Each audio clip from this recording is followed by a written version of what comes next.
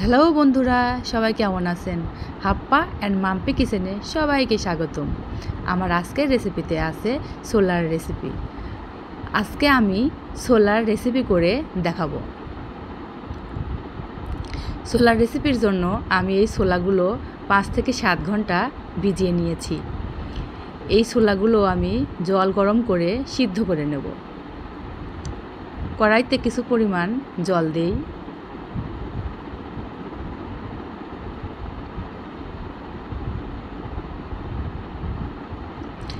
মশলাগুলো হলো হলুদের গুঁড়ো,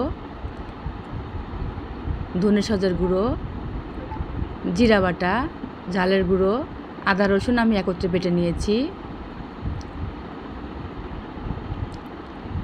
এছাড়াও আছে পেঁয়াজ কুচি, আরও আছে লবণ। জল উত্তপ্ত হলে আমি ভিজিয়ে রাখা ছোলাগুলো ছেড়ে দেব।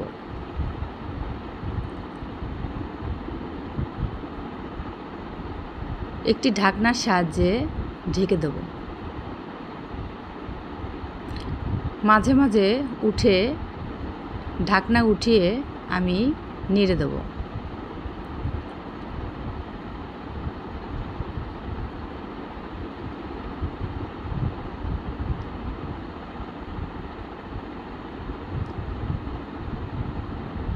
এতে একটু লবণ দেই।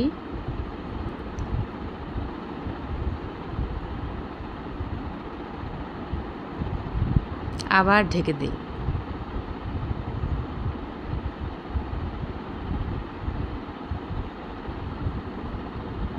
আমাদের জলটা শুকিয়ে গেছে।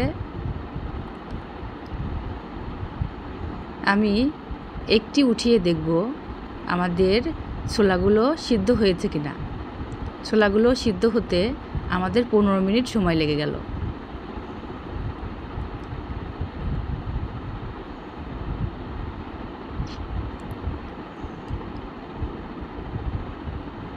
ছোলাগুলো আমি নামিয়ে রাখব। কড়াই উত্তপ্ত হলে এতে তেল দেব। তেল উত্তপ্ত হলে আমি আস্ত জিরা দিলাম।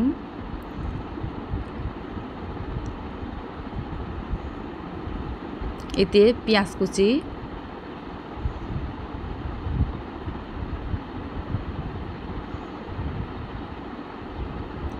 দুই মিনিট পেঁয়াজ কুচি দিয়ে নাড়ার পরে আমি এতে আদা রসুন বাটা ছেড়ে দেব।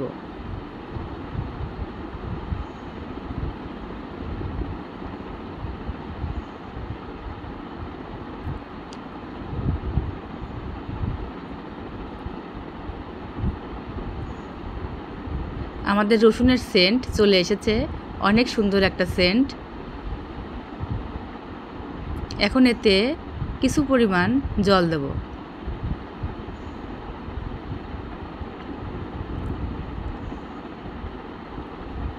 এতে হলুদের গুঁড়ো,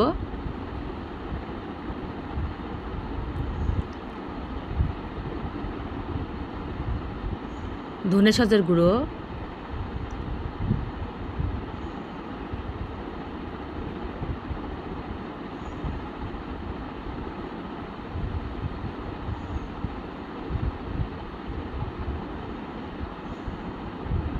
জিরা বাটা অর্ধেক, ঝালের গুঁড়ো,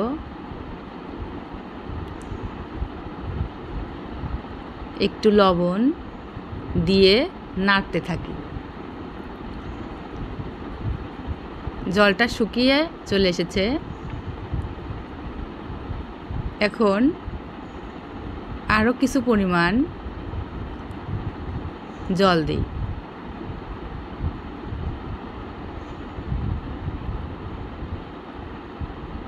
জলটি টকবগিয়ে ফুটতে শুরু করলে আমি এতে সিদ্ধ করা ছোলাগুলো ছেড়ে দেব।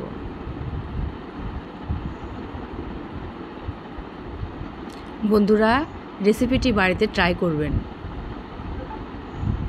আমি ঢেকে দিলাম ঢাকনার সাহায্যে। মাঝে মাঝে উঠিয়ে ঢাকনা উঠিয়ে নেড়ে দেব।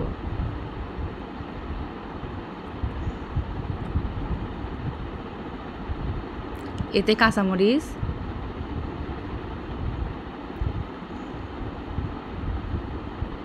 আস্ত গরম মশলা অর্থাৎ এলাচ দারুচিনি। নামানোর আগে বাকি অর্ধেক জিরা আমরা দিয়ে দেব।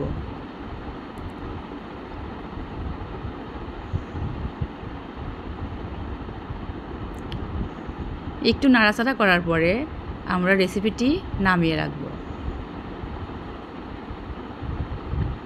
হয়ে গেল আমাদের আজকের রেসিপি। এখন পরিবেশন।